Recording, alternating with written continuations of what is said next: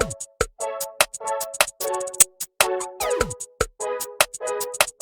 everybody, welcome back to Drug Talk. As always, I'm your host, Garrett Campbell. In today's video, we're going to be discussing the medication known as Methsuximide. Its brand name is Celontin. And before I talk about the medication itself, just keep in mind that this channel is for information purposes only and not to use as a source for recommendations for your personal health care.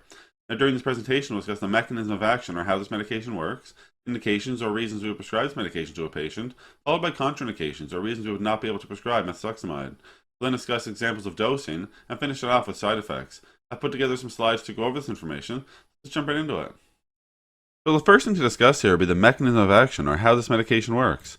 So Methsuximide is an anticonvulsant succinimide. It prevents the proximal 3 cycle per second spike in wave activity related to lapses in consciousness in absence seizures, and seemingly it depresses the motor cortex and elevates the convulsive threshold. In terms of indications or reasons we would prescribe this medication to a patient, well, we would often see Methsuximide prescribed in the treatment of refractory absence seizures.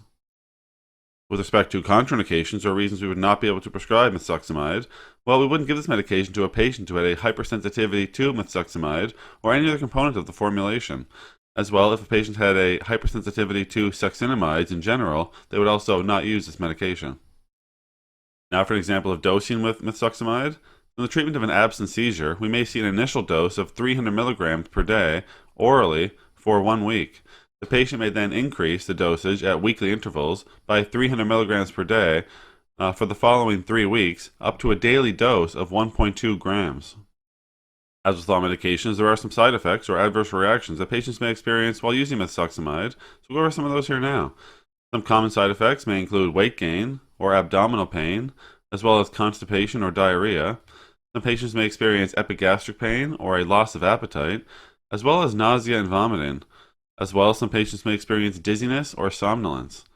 Some more serious side effects may include Stevens-Johnson syndrome, auditory hallucinations, or suicidal behavior. Alright everybody, that's all we're going to talk about today with Methsuximide or Celontin. As always, I'm very thankful you took the time to come by and watch one of my videos. If you find the information valuable and you'd like to help grow this channel, remember you can like the videos, share the videos, and most importantly, subscribe to the YouTube channel. There's also some links in the description you can check out as well. So for today, take care.